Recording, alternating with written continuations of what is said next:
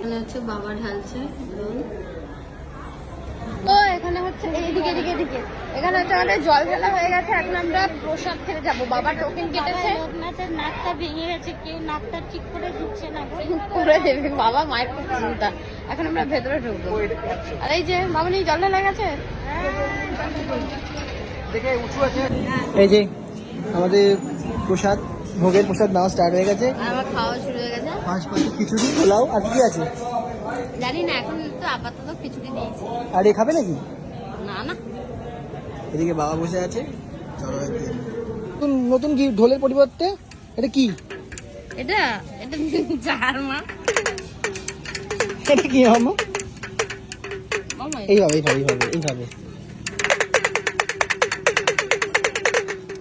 চুলটা হচ্ছে সামনে করে আছে, তাই দিদু